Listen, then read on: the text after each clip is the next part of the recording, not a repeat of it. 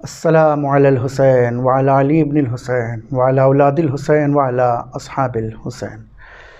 नाज़रीन, चौथे इमाम अली इब्निल हुसैन ज़ैनुल आबिदीन अलैहिस्सलातु वस्सलाम की शहादत की ताज़ियत और तस्लियत पेश करते हैं।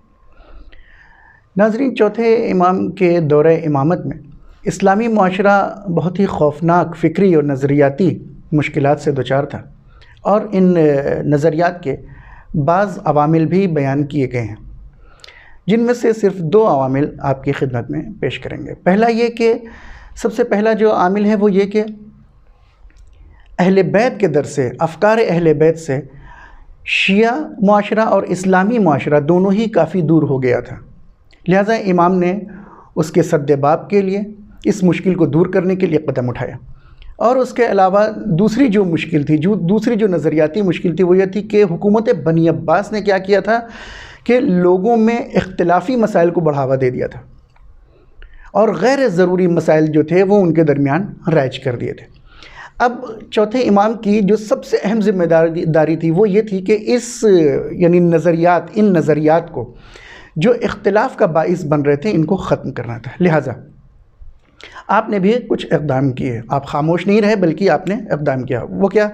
सबसे पहले ये कि जो गुलू का नज़रिया था उसको इस्लामी माशरे से ख़त्म किया। गुलू यानी क्या? यानी ये कि आइम्मा अलैहिमुस्सलातु वस्सलाम को उनकी शान बंदगी से बढ़ाकर परवरदिगार की यानी जो उलूहियत की हदें हैं वहाँ तक ले जाना, और ये उस ज़माने में राइज था। लिहाजा रवायत में मिलता है कि इमाम अलैहिस्सलातु वस्सलाम ने जब इसके लिए कदम उठाया तो फरमाया कि हमारे चाहने वाले हमसे बहुत मोहब्बत करते हैं, बहुत ज़्यादा हमसे मोहब्बत करते हैं, और उनकी मोहब्बत इस हद तक कभी कभी चली जाती है कि वो उस नज़रिया के कायल हो जाते हैं कि जो नज़रिया यहूदियों का जनाब उज़ैर के बारे में और मसीहियों का जनाब ईसा के बारे में था। यानी क्या? यानी वो जनाब उज़ैर और जनाब ईसा को अल्लाह का बेटा मानते थे, जबकि आइम्मा फरमाते हैं कि हम क़तअन ऐसे नहीं। यानी क्या? लम यलिद व लम यूलद, ना अल्लाह किसी का बेटा है ना उसने किसी को पैदा किया है। तो इस तरीके से इमाम ने इस नज़रिए को, इस बातिल नज़रिए को ख़त्म किया। और उसके बाद एक रवायत में मिलता है कि बाज़ चाहने वाले इमाम की खिदमत में आए और आने के बाद इमाम की बहुत तारीफ़ व तमजीद की, बहुत ज़्यादा तारीफ़ व तमजीद की, और इस हद तक तारीफ़ व तमजीद की कि इमाम को हद बंदगी से हद उलूहियत तक लेकर चले गए। इमाम ग़ज़बनाक हो गए। ग़ज़बनाक होने के बाद फरमाया कि ये तुम लोग को क्या हो गया है? ये कैसे हमारी तारीफ़ कर रहे हो?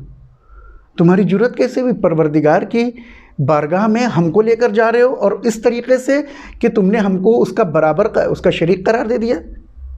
लिहाजा ख़बरदार हो जाओ कि हम कौम और माशरे के सालेह और नेक बंदे हैं, और हमारे लिए यही काफ़ी है कि हम इस कौम के सालेह और नेक बंदे रहें, हमारे लिए यही काफ़ी। इस तरीके से इमाम ने इस बातिल नज़रिया को ख़त्म किया। दूसरा जो बातिल नज़रिया था वो ये था कि जबर गिराई। जबर गिराई का मतलब क्या है? यानी ये कि उस ज़माने में, उस इस्लामी माशरे में जबर की फ़िक्र ज़्यादा जो है माशरे में फैला दी गई थी। यानी क्या? यानी ये कि परवरदिगार आलम ने तमाम बंदों को मजबूर पैदा किया है और इंसान का अपने काम में ना कोई इरादा है ना कोई इख्तियार है, और इस नज़रिए को राइज करने वाला मुआविया इब्न अबी सुफ़ियान है। जब हज़रत आयशा ने उससे कहा, मुआविया से कहा कि मुआविया तुम्हें क्या हो गया? तुम्हें किसने हक़ दिया है कि तुम अपने बाद अपने जानशीन और वली यज़ीद को बनाओ? तो उस वक्त जानते हैं मुआविया ने क्या कहा था? मुआविया ने यही कहा था कि यज़ीद का जानशीन बनना ये मशीयत इलाही है और क़ज़ा व क़दर इलाही है, लिहाजा किसी भी बंदे को इसमें दखलत करने का हक़ नहीं है। इसी बातिल नज़रिए को ख़त्म करने के लिए, नाबूद करने के लिए, बर्बाद करने के लिए इमाम सज्जाद अलैहिस्सलातु वस्सलाम ने जब कदम उठाया तो उस वक्त के जब ये असीरान करबला कूफ़े में वारिद हुए और वारिद होने के बाद जब इब्न ज़ियाद के सामने पहुँचे तो इब्न ज़ियाद ने यही तो कहा था कि आपके भाई अली इब्न हुसैन यानी जनाब अली अकबर के साथ, जनाब अली अकबर यानी अली इब्न हुसैन के साथ अल्लाह ने क्या किया? अल्लाह ने तो उसे कत्ल कर दिया। तो उसके बाद इमाम ने फरमाया, नहीं, तुम गलत कह रहे हो, मेरे भाई को खुदा ने कत्ल नहीं किया बल्कि हमारे दुश्मनों ने कत्ल किया है, अल्लाह के दुश्मनों ने कत्ल किया है। तो यहीं से इमाम ने इस नज़रिए को भी बातिल कर दिया कि ये ना सोचो कि दुनिया में जो भी हो रहा है इंसान का कोई इरादा और इख्तियार नहीं है, बल्कि परवरदिगार ने इंसान को इरादा और इख्तियार के साथ पैदा किया है। वो जो चाहे अच्छा काम करे और चाहे बुरा काम करे।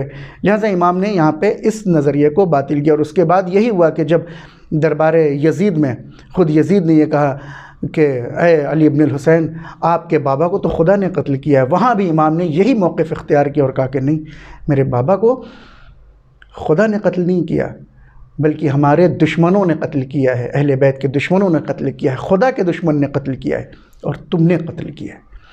इस तरीक़े से इमाम सैयद सज्जाद अलैहिस्सलातु वस्सलाम ने इस्लामी माशरे से उन खुराफात को, उन गुमराहियों को दूर किया कि जो इस्लाम को बर्बाद करने वाले थे। लिहाजा आखिर में परवरदिगार आलम से दुआ है कि परवरदिगार हमें तौफ़ीक़ करामत फ़रमा कि हम भी इस्लामी माशरे में ऐसी गुमराहियों को और ऐसे खुराफात को ख़त्म कर सकें।